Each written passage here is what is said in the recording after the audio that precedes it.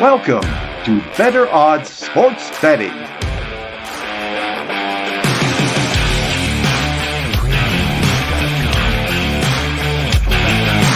Here's our hosts, Kev O'Neill and Kyle Hunter. Welcome back to Better Odds Sports Betting. We have a fantastic guest. Mr. Sean Higgs is back to break down some NFL with us and some college basketball. My partner in crime, Kyle, sitting right there with his Bengals hat. Kyle, as a matter of fact, I was going to do something here with my background. I'm not sure where the stadium is. Let's just take a look here. I think trying to find the Bills stadium here. I was going to mess with you a little bit. They don't have a big game this weekend, do they? I think there might be a big game this weekend. Yeah, we'll get to cover that one. So anybody looking for insight on that one, we'll definitely go in depth on this game. Oh man, that's going to be a fun game, and I'm rooting for you, Kyle. But we'll see where the bets line up. But I got to give Sean a lot of credit here because Sean is the man in the NFL. I heard a little birdie told me 63%. Sean, what's going on? Yeah, it's been a pretty good year of NFL football. I mean, I was coming in. You came in the conversation with Colin. Like I didn't like talking about it because it's once you're in one of those grooves, it's like the no hitter, and it's like anytime I bring up, I'm like, here comes a 4-4 weekend or something, or 2-5, and I keep grinding along, So it's been a good season. If Sean doesn't want to say it for himself, I'll say Sean I see is 126-70. So it's not just like 64% with a few plays. Great amount of volume. Like I'm 35-23 for the season, 60.3%. That looks pretty bad compared to Sean's season, that's for sure. So, Kyle, listen, Sean, we do things a little different. Like I jump in. I know you're a volume more in college basketball. You like your totals and stuff. I just fire away. I don't like picking and choosing. To me, bankroll management. I'm going to come in, and if I like it, and let's be honest, if I started out the season bad, I'd be like, all right, I got to adjust my numbers and move on from it. But when they're going, sure. I'm just gonna stay on the train, keep going. Hey, there's not one way to do it that's correct either. No, so exactly. I mean, exactly. Sean's been really successful. I know he knows his NFL well, so I'm looking forward to breaking down these games here today.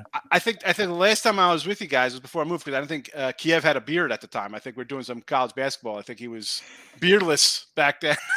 Beardless, not beerless, but beardless. Yes, so. Probably a little of both, maybe, or maybe beardless this time. Well, I am beardless at this moment, but either way, yeah, I do have the beard. I got to show off my age, so people think I'm distinguished enough to be talking about this crap. So, baby face got to put that away. I get it. Yeah. We have just a wonderful weekend, though. And Fred odds right here. We have Jacksonville at Kansas City. And I was waiting for them to do this. It looks like it did move from the 8.5 to 9 in this book. I mean, I'm surprised books took so long because this would be the biggest teaser killer of the whole weekend. Why not make people do a 6.5 point teaser at -125, -130, instead? And, that's kind of where it's at right now. I'm sure there's probably still some 8.5s floating around, but, I don't see this thing going back. But this is going to be a wonderful game. The total's pretty high at 52.5 here. Sean, you're a guest. Why don't you go first and break down a little bit of Kansas City hosting the Jags? Yeah, and we're going to talk about games. So, folks, you'll get all my NFL right here. You'll get them. So, and hopefully Kevin Hunt and Kyle didn't throw out the old kibosh on my place here. They take it on there. But we'll see. I like the Chiefs. It's gone up. I get it. Not shocking. I mean, the Jacksonville team.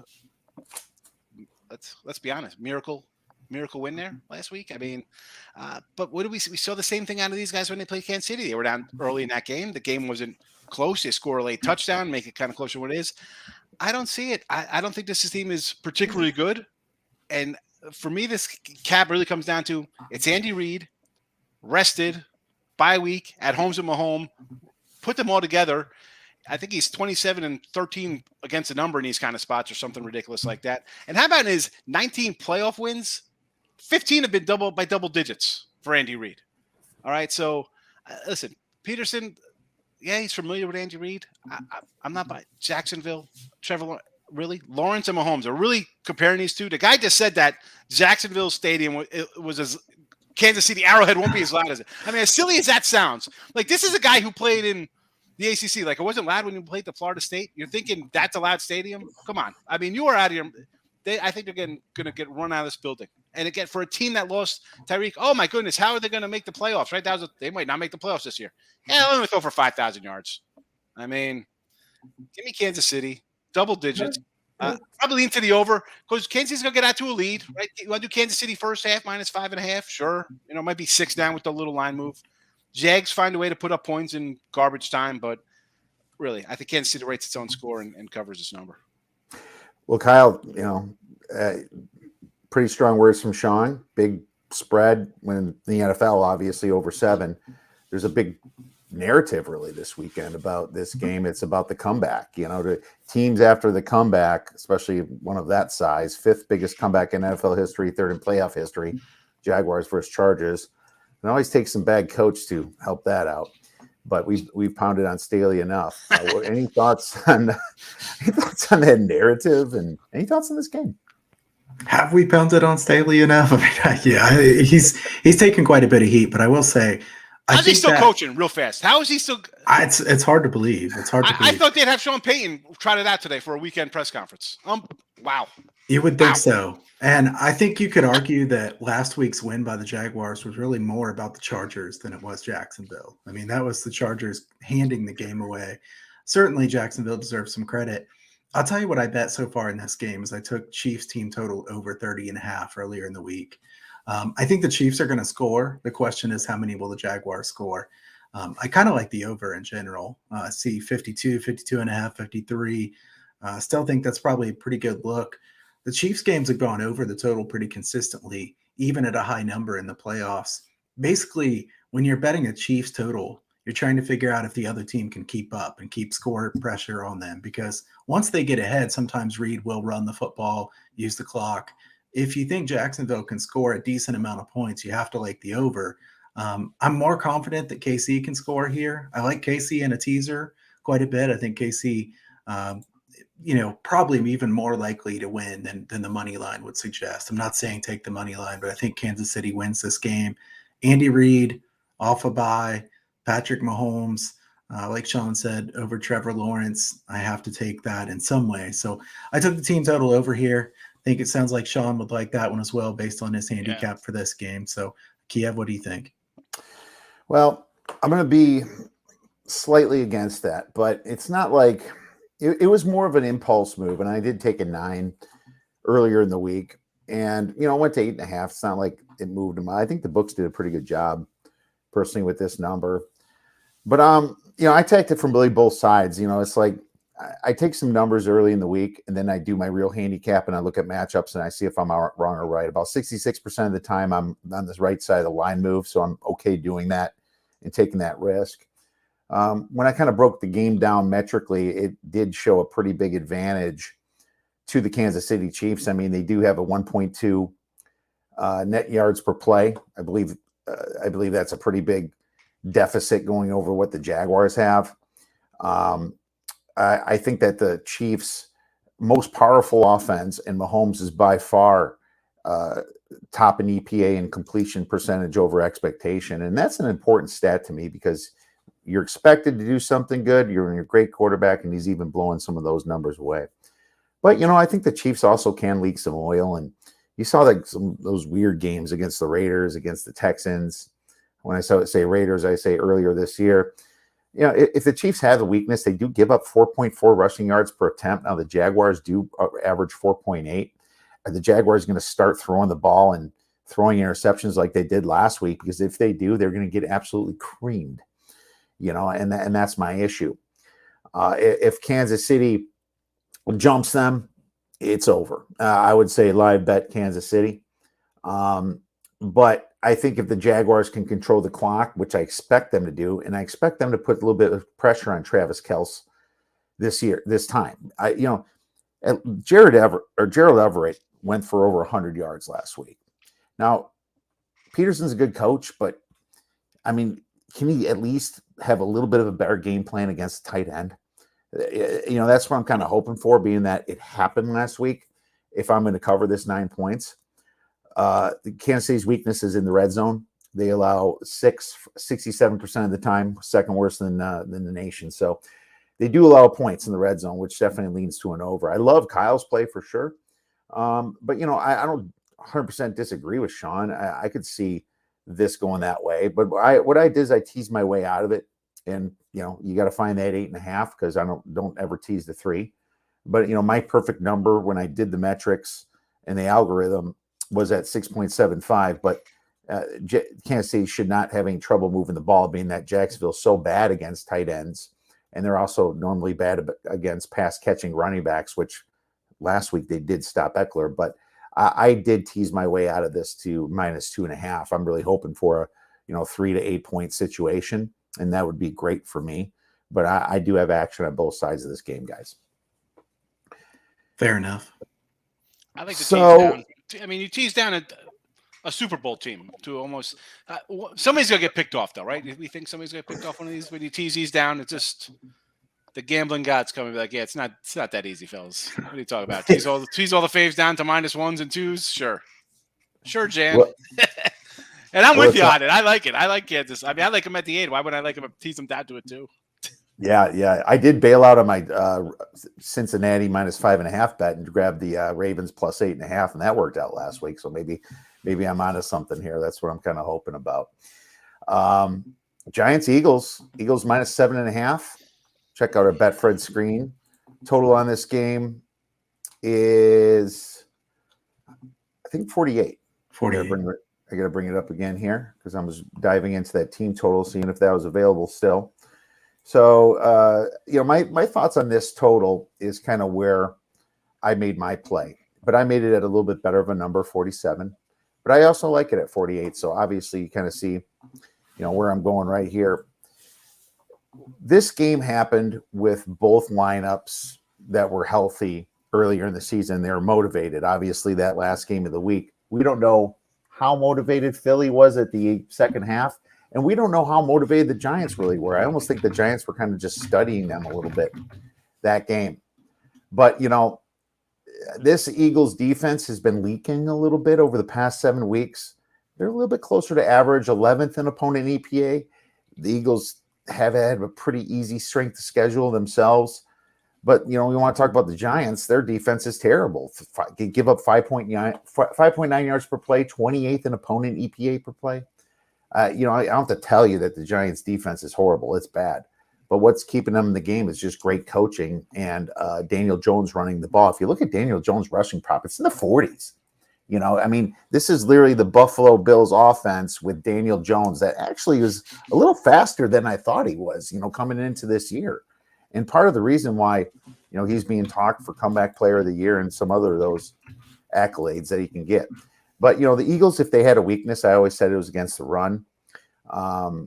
They allow 4.6 yards per rush, 26th in opponent EPA per rush. Saquon Barkley should be able to run all over them, but the Giants averaging 4.8 yards per rush. But saying that, the Eagles are a good rushing team with Hurts, and the Giants defense is even worse than the Eagles, 30th in opponent rush EPA. So I think that, even though you might see a good amount of running the ball, these defenses are going to give up big chunks of yards. And I think it's just going to, add to the total. Now, if you look at it in a little bit deeper into the metrics, the Eagles have massive advantages here. 1.4 net yard per play advantage. My algorithm came up to the Eagles winning by 10 points here. But I didn't bet it because I thought the Eagles weren't coming in as hot as they should be. And I think Dayball with some familiarity here could keep it close. I don't think you're going to see a 50 to 20 some game like you saw earlier, but I still like the over. And I think that there's going to be a lot of scoring and a lot of desperation in this game. I took over the 47. I also like it at 48, and I like it all the way up. Even if it was up to 50.5, I would take it. So, Sean, what are your thoughts? Yeah, I believe it or not, I have not bet this one. I Eagles at 7.5 is something I kind of like because I'm just do that. I see a 7.5, I'll take the fave. I see a 6.5, I'll lean towards the dog. And you mentioned the defense. Yeah, I think the Philly defense play. I think this is a strength for them with the run because they know that this is how the Giants lead, right? I mean, I guess when you have Hurts and you have a explosive offense putting up a bunch of points, teams kind of abandon the run early. But the Giants aren't going to do that. They're going to come in and try to dictate a little bit here as an underdog. And this is just so tough because everybody just thinks of last week's game, right? They beat Minnesota. Who? Listen, I had Minnesota. Well, bad pick. They not looking good there. They beat a bad team. The week before that, it was a backup quarterback versus Hurts. Right, as you said, they're not playing good ball right now. He didn't look good last week. Is he 100%? I want to say Giants first half here, and I think maybe Philly pulls away. Right, I think we'll find out in game how healthy Hurts is, and obviously nobody's 100%. But he did not look all that great, and maybe it was kind of like, let's just get through. We're winning here. We wrapped up the division, so let's just kind of go vanilla and just get out of here with a W. But listen, the Giants were looking to win that game, even with backups. So it's a tough. Again, give me the first half Giants thinking maybe Hurts is kind of slow to get back in the flow. Right? I don't know if I'm betting this one. No, it's fair enough. And, to be honest with you, a lot of people said, look at how Dallas was against Washington. Dallas wasn't even into that. They didn't want to be there. Dallas didn't want to be there. And then they wanted to be in the playoffs, and you saw what happened. Kyle, what are your thoughts on this one? I think this is a tough game to bet. I'm going to agree with Sean that I think this is probably the toughest game of all of them. I kind of want to bet the Giants plus 7.5. I think Daboll's such a good coach, comes up with such good schemes. Philly, I think, could be a bit overvalued in general. The thing is the Giants are a big talent disadvantage against the Eagles. There's no doubt about that. So it's hard to take it. I think everybody in the world is going to be taking a teaser with Chiefs and Eagles in this game. So, who's going to bust that teaser? Because that's going to be the most popular teaser this weekend. I still lean Giants. I think I lean the over as well, like Kiev, thinking that both teams will get enough. I think Daboll can scheme up points. Daniel Jones is not as good as he's looked at sometimes this year, but he wasn't quite as bad as some people thought before either. The question is Jalen Hurts and how healthy he is, like Sean said. I don't think I want to have a pregame bet on this game. Yeah. If you want the Giants, go ahead. 3-5 coming in, 3-5-1 coming into this game, and people think it's like they think it's like the 2008 team, like it's their Super Bowl run team. Like, this is what we were a couple years ago. All right. Yeah, they were hot in the beginning, and then they cooled off, and there were some injuries. I mean, they had a lot of receivers go out and some offensive line injuries. Listen, they cover, which is all that matters for what we do. They are a covering machine. Right. So, if you want to be a contrarian to that teaser, maybe take some alt lines 6 points up and bust everyone's teaser. So,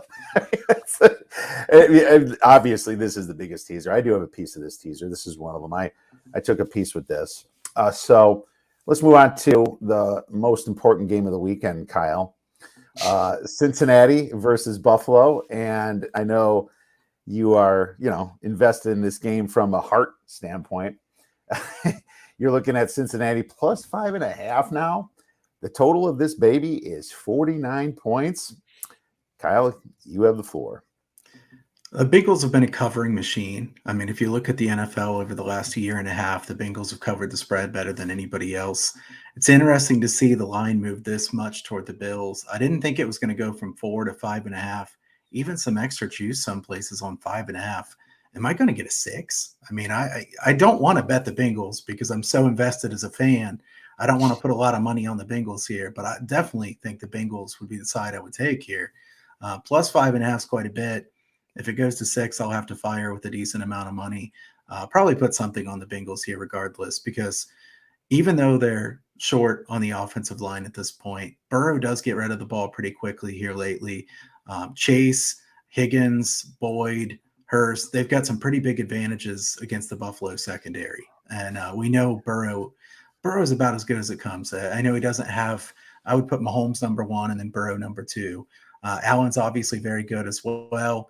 Allen turns the ball over too much. And the thing about the Bills that kind of bothers me is I think the Bills are a very good team. And before the season, that's who I guess would win the Super Bowl.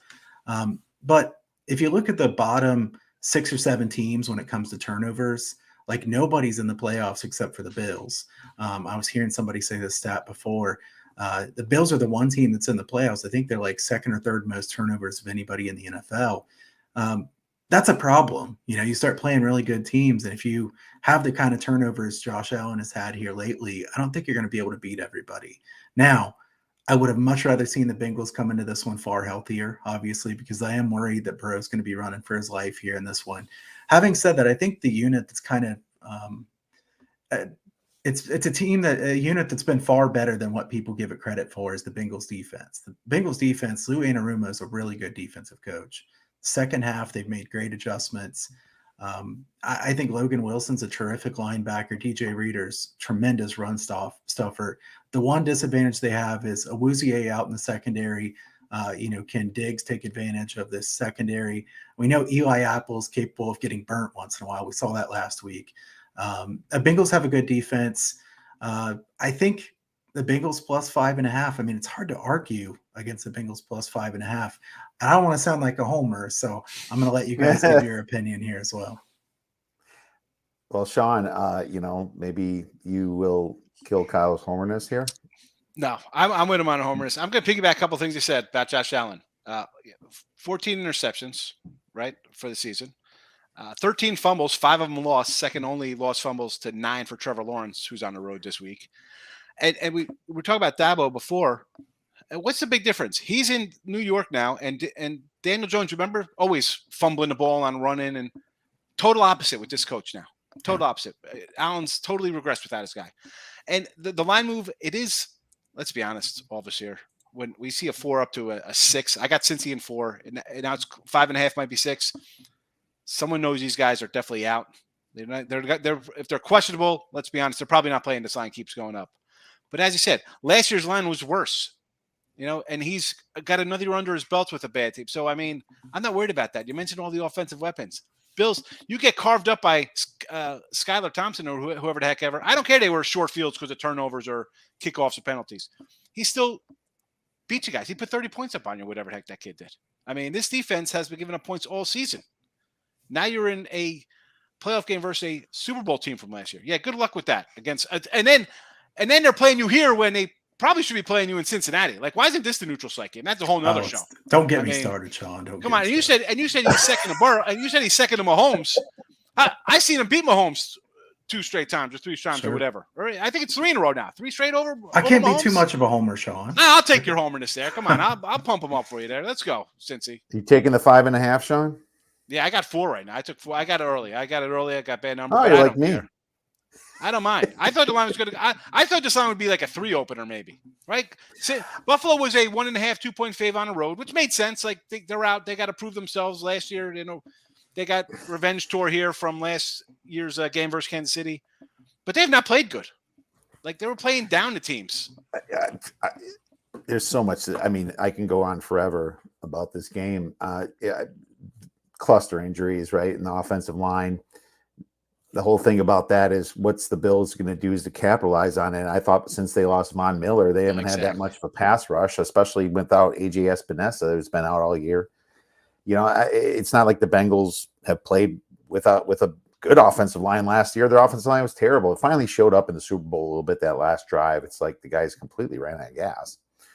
But, at the same time, this line's way off from what I thought it would be. I thought it'd be 2.5 because I actually watched the beginning of that Bills game. Bengals, I was worried about my Bills -1 ticket. I was like, oh, I think I'm on the wrong freaking side of this immediately. And obviously the tragedy happened with Damar Hamlin. Thank God he's okay. But, it's like I was on the wrong side of that. And there's a couple things, though. Zach Taylor got absolutely outcoached last week. Completely abomination outcoached. And John Harbaugh did exactly. He said, you punch these guys right in the mouth on the offensive line.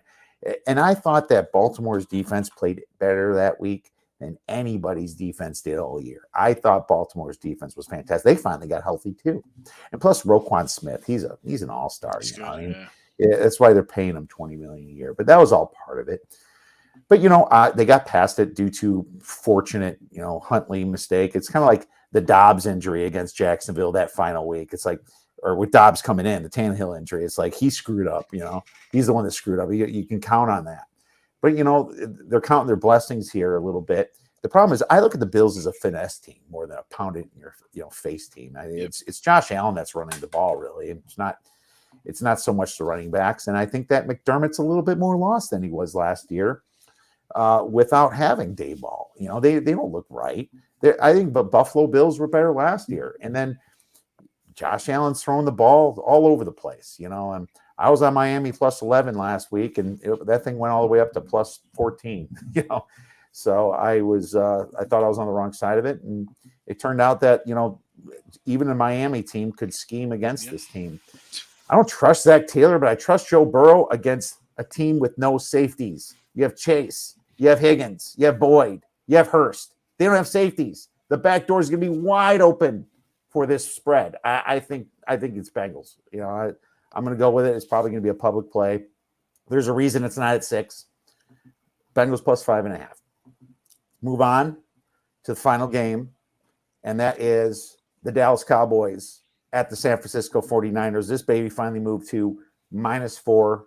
The total of this game is 46.5. Kyle, why don't you go first on this one as well? Yeah, I think the side's incredibly difficult. I want to hear Sean's opinion on this. I know Sean's a Cowboys guy, so I'm looking forward to hearing his take on this one.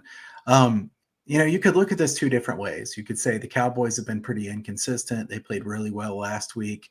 Are we going to consistently get that? And Tampa Bay was terrible. I mean, it was somewhat the Cowboys were really good. Somewhat Tampa Bay couldn't get any pressure on Dak.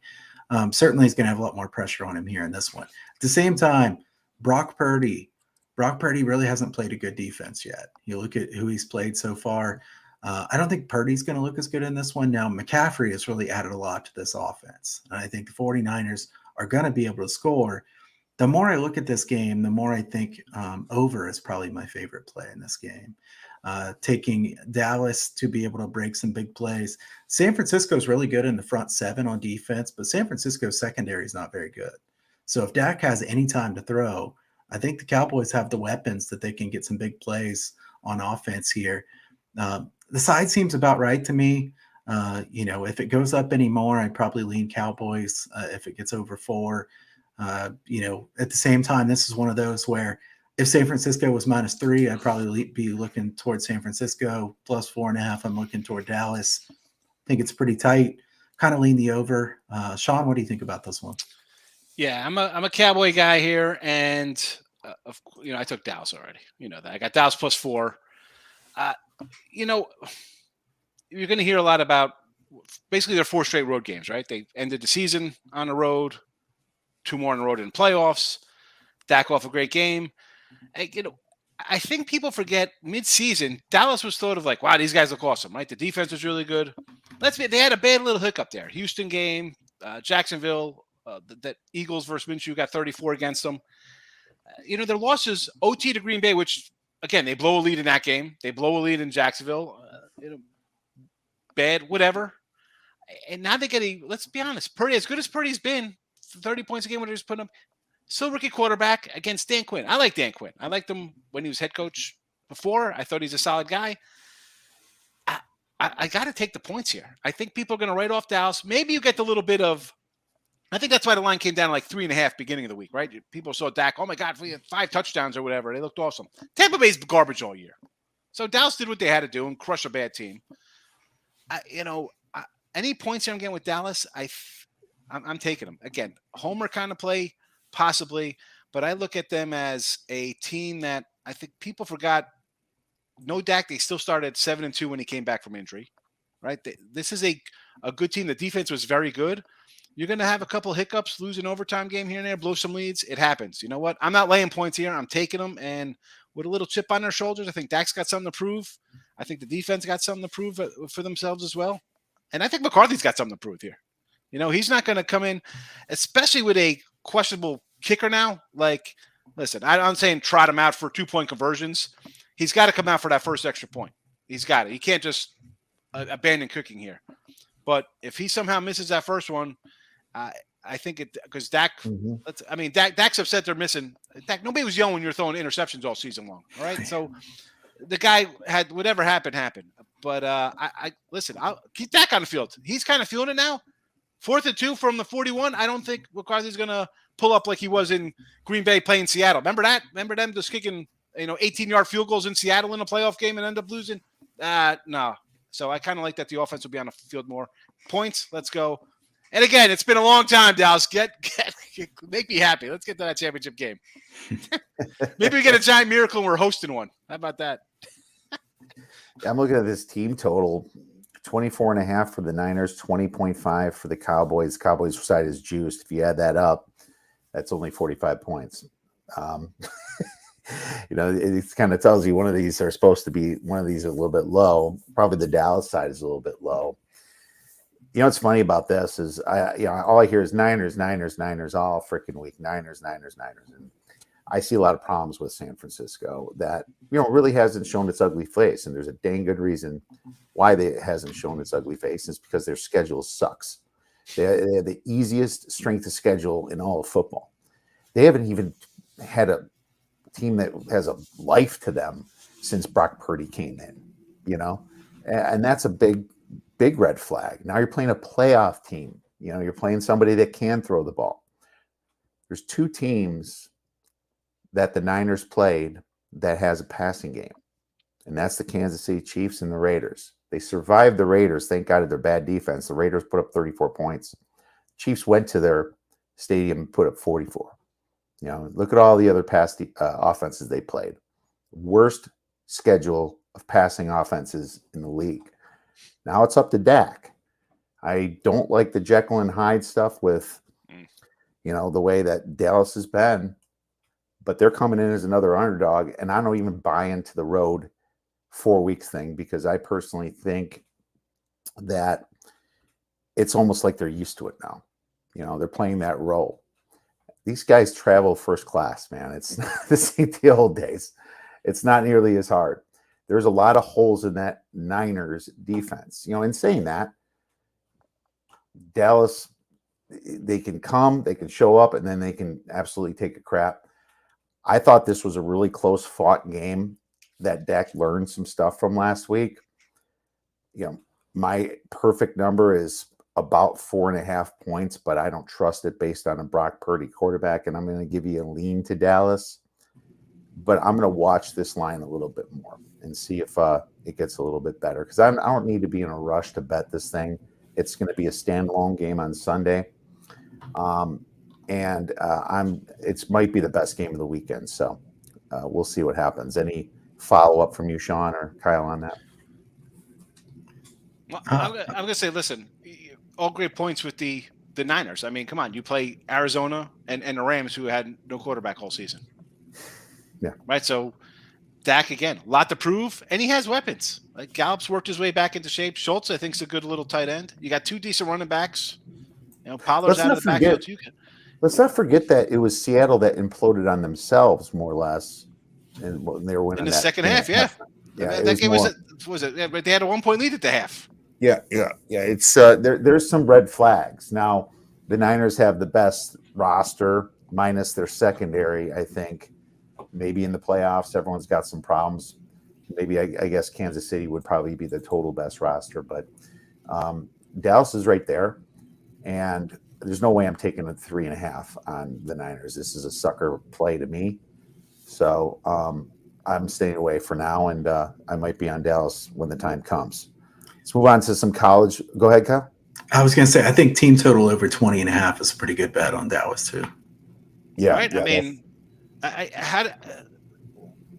figured it's going to be like 24-20 kind of either way, something along those kind of lines, because the defenses are still pretty decent and both quarterbacks can make mistakes. So I think definitely those like under. Well, here's, you wonder if Parsons is going to be an impact in this game, because they're also facing a really good pass rusher. Now, Joey Bosa's on the other side, but the Peters injury could affect Dallas a little bit because they were a little bit banged up. We'll see. It's going to be a great game. Yeah. I'm probably looking forward to this game the most. It's a good spread, in my opinion, just based upon what the market's offering. If this really should be Dallas -1, the market don't think so. Or San Fran -1 or 2. I'm just saying. You don't know. You have a rookie quarterback in there, and I know he's been burning tickets, but there's going to be a point where he's going to feel some pressure. Let's move on to some college basketball, and You know, we love college basketball. It's rolling right now. Kyle's got a great game to pick, probably the biggest game of the weekend. I got one myself. Our guest Sean Higgs has one with with a very popular team. Why don't you go first, Sean? Yeah, so we're all going to look at Miami and Duke, and Kyle's going to cover the bigger conference. I was like, I got to come in probably something people like these kind of matchups, and I have to preface it by saying, normally in a spot like this, when I see the Dukes will be probably about a 4-point fave here. Yeah, that's I what usually see the shows. Right. Okay, so when I see like a unranked team versus the ranked kind of thing, I'm usually auto playing this 99.9% of the time. But the 0.% of the time I'm going opposite is when it's a team like Duke that is perceived as being a great program. Like, oh, Duke is their home. Miami's a really good team. And obviously, they're ranked. They're a good program. They got 4 double-digit scores. Duke, new head coach. This team, I've been fading it the entire season. Like, this is not a vintage kind of Duke team. Okay, they're 9-0 at home. I saw them lose by 20 at NC State against them a couple weeks ago. Give me Miami. They beat them, I think, last year here too, Miami. This is a good team. I got a solid head coach, a team that knows how to play this team. And let's be honest, it's an overrated Duke team. And I'm going against my usual thinking here. I do not care. It's Miami. Duke, I'm probably getting extra 2 points just based on the name alone. And what you say, Ken Palm's got it at 4. It'll be probably 5 when it opens up because it's just Duke has a name. So anytime I'm getting extra value, I will definitely take the extra value. Well, there you go. Duke's got a lot of following when it comes to the betting. One thing I did notice with Duke is Jeremy Roach is finally practicing. Jeremy Roach did miss a few games here. I'm a anti-Duke guy, so I'm always looking for opportunities to fade this team. And even if that kid plays, he's their second leading scorer. He hasn't played in a couple weeks. He's going to come in and roll up 38 minutes of crunch time versus a good Miami team. Come on. Like Virginia Tech last week when Cooter he came back. He didn't look so good either because he was out 4 or 5 games. So, just a little bit of a backup to your saying. Yeah, Miami's a very good team, and they hang. And I think if I remember right, did Miami go there and beat them last year? 76-74 beat them here last year. Yeah, they lost 76-74 at home. So Miami knows they can take care of business. Yeah. So there you go, Kyle. Any quick thoughts on this game? I kind of think that Duke will probably be favored by more than the 4 that Ken Palm says. I think 5 or 5.5 is pretty likely. If you get up to 5.5 or so, I'd be really tempted to take Miami. Wong's a really good player for Miami. I think he's underrated by most people. Probably going to be a good pro player in time. Now, Miami's been a little inconsistent on the road here, so I could understand hesitancy to take them, especially when you see a loss to Georgia Tech. But really, what has Duke proven consistently? They've really not been playing very well. I don't think Duke should be laying too many points in a game like this. So not a strong opinion, but I definitely lean Miami. I'll add one last thing then. I lean Miami too. Duke's number 2 at home discrepancy, away home court discrepancy.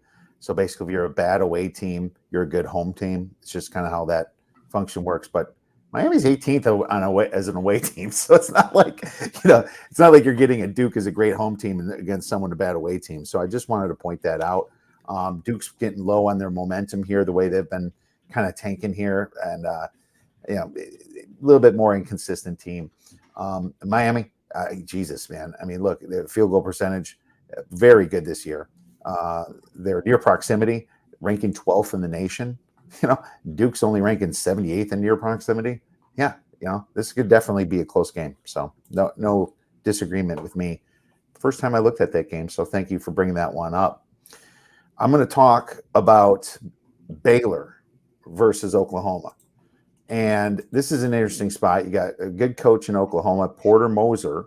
Is he good? Yeah, he's good. I mean, look what he did with Loyola. He finally left that program and went to Oklahoma. Oklahoma kind of a little bit on the way up. They've had some hiccups along the way. But if you look at the strength schedule here, not super impressed with what they had to do in the offseason. I mean, look at this. You got Ole Miss at 89. Seton Hall's leaking oil this year when they lost their coach. Nebraska's 93rd. Nebraska's a little underrated, by the way, but still. A bad Villanova team they lost to. Arkansas is leaking oil right now. once they got a little bit harder in their schedule, they lost two home games against Texas and Iowa State.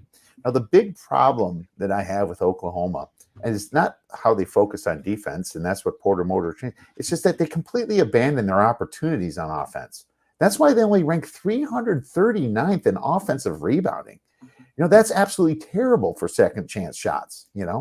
I think some of this field goal percentage is a little skewed because of their strength of schedule here in the non-conference. So I always look for teams to possibly fade that had that easier non-conference straight schedule that pushes the Ken Palms and the other efficiency sites the other way.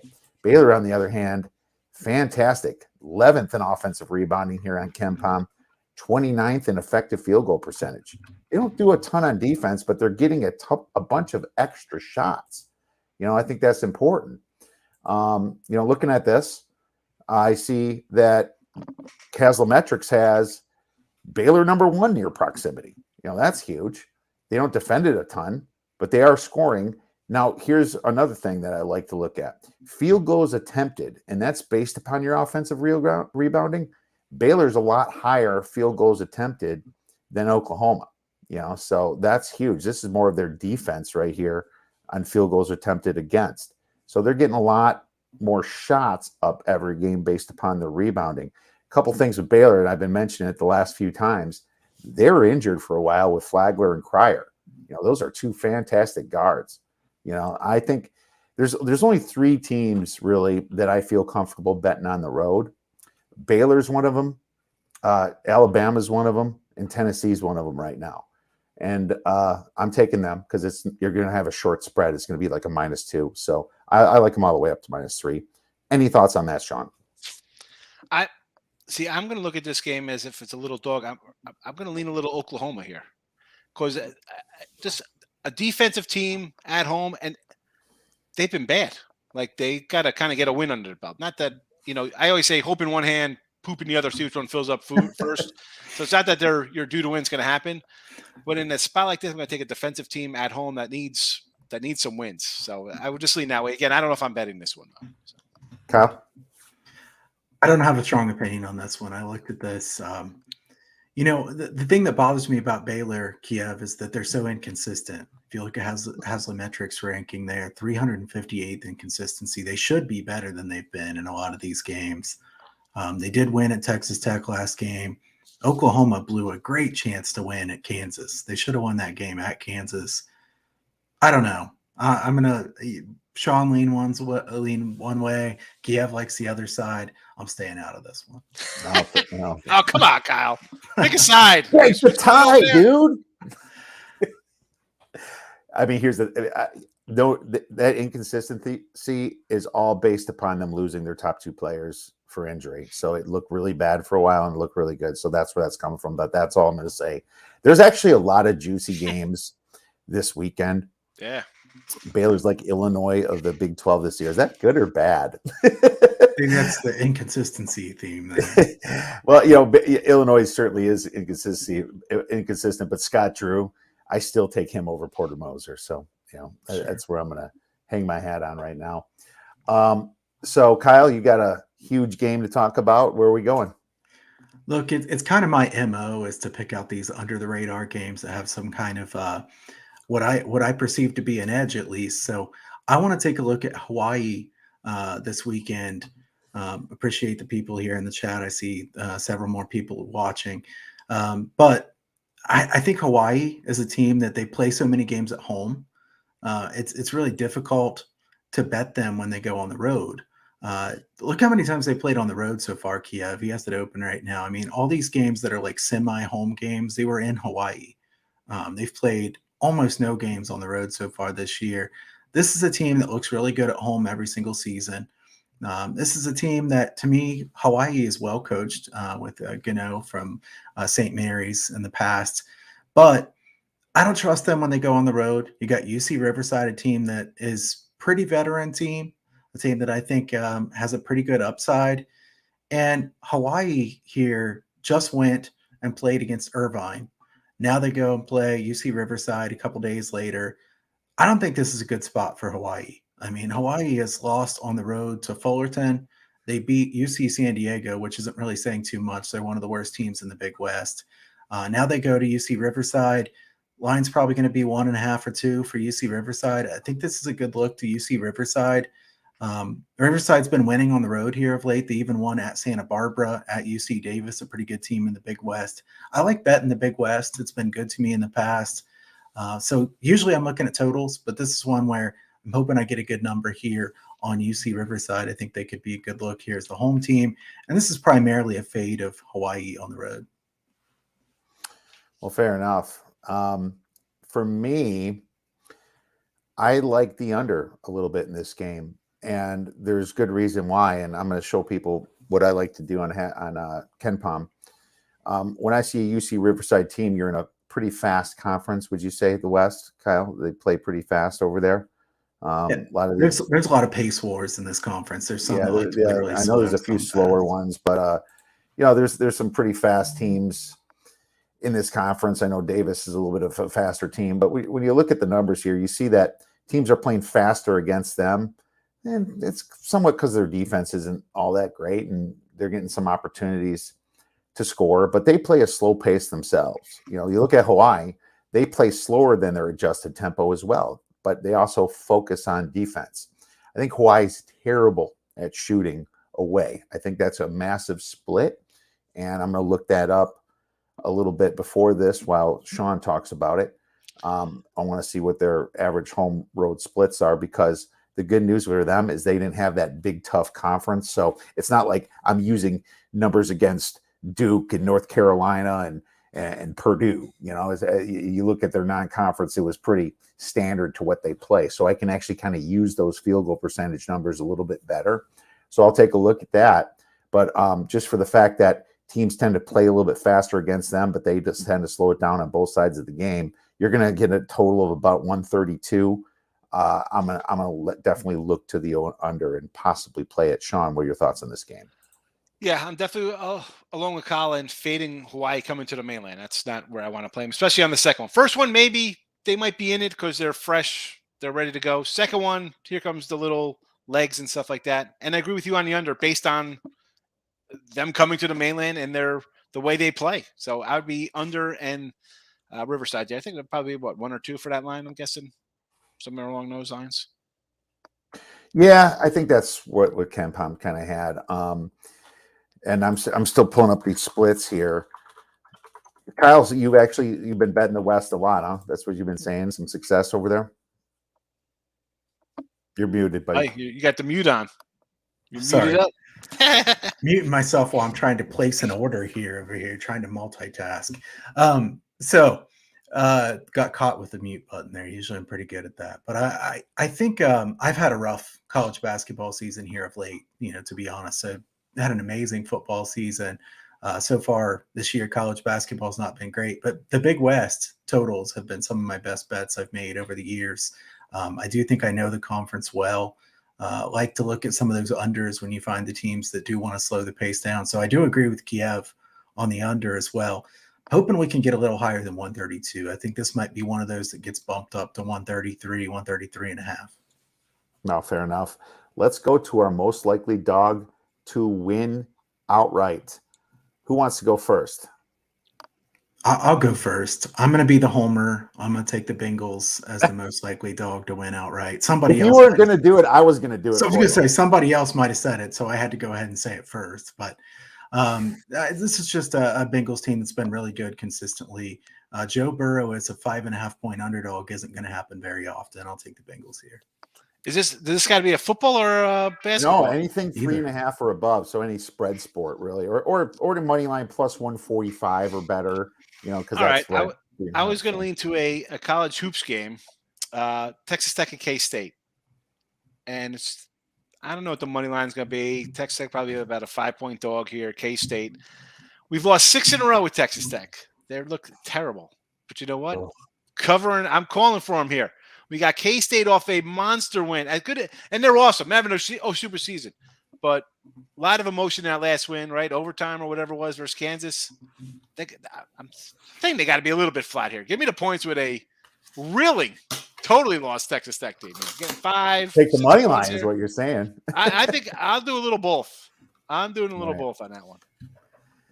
No, fair enough. I'm going to go a little bit off the grid myself. I'm going basketball. I'm going to go with a surprising one. I'm going to go with Wake Forest. And Yes. you're probably going to get like plus 165 against Virginia here. Now, it's not like Virginia is, a bad team at all. They're doing great. And How are they a top 10 team? Yeah, I don't know. I don't think they're that good. Do you got? No, they're ranked in the top 10. Ken Pom has them actually 11. I'm not sure if I'm even up there with them. They play good defense and they slow it down like, Tony Bennett does, but they're playing with the same guys that's been losing mostly, over the last few years. When they played Houston at home, they lost. They went to Miami and lost. They went to Pittsburgh and lost. And then they had a home team against Syracuse and a bad North Carolina team that I might be taking NC State on. That was my other one, possibly. Might be taking NC State this weekend. And then you're going to really call that Florida State game an away game. This is more of a pickup game. You haven't getting to play Florida State this year. So, they haven't been challenged, but Wake Forest kind of hanging under the radar a little bit. They have that nice win when Wisconsin was healthy away, and Wisconsin plays the same style, so they're kind of used to that style. Clemson's actually an underrated team. I think they kind of, regroup here, catch Virginia by surprise. You're probably going to get plus 160 or better. Ken Pom's got it as a 3-point spread. I think it's going to be a little bit more lean towards Virginia. I think because of the ranking, you're going to get 3.5 or 4. So I'm going to go with Wake Forest to kind of shock them a little bit and try to get themselves back in the conversation on the bubble for the NCAA tournament. So Like it. All right.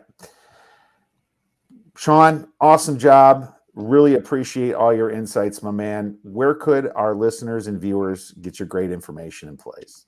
Yeah, well, I'm on Twitter. You can find me there, Mr. Sean Higgs. And I do a show every day, Midday Money. You can find it on all your little podcast thing. It's a free pick show, much like this, except it's just me, and I give out a bunch of free picks across the board, and then it's a free-for-all in the chat. Come on in, and I'll give you my opinion on something. If I like it, I don't like it. Why? Yes, no, maybe so. So, yeah.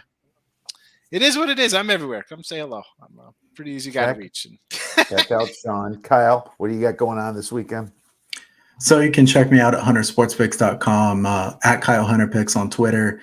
Subscribe on the YouTube channel if you're watching, and give this video a thumbs up. We certainly appreciate it. Thanks for Sean coming on here this week, guys. Always a good time. Everybody, best of luck when you plays this weekend. Yep, and thanks to everybody in the chat, Caleb, some Facebook people, Diggs, all you guys that chimed in. I really appreciate that. So really love the fact that you guys are talking to us about these games. We love it. And you can find me at theoddsbreakers.com. Find any of us at theoddsbreakers.com. We have packages for you. We also have free plays and free information. I look at it as much of more of a content site actually than just a pick site. And I try to make a good argument why we're doing this one way and this the other way. Having a good NFL season ourselves, up about 26 units. So, check us out, the Odds Breakers, and just give us a shot and see how you like it. Thanks, everyone, for listening to this show. If you have any questions, you can contact any of us. Contact us at theoddsbreakers.com, Kyle at Kyle Hunter Picks. Have a great weekend. Enjoy the games, and go get some winners. Thank you for watching Better Odds Sports Betting.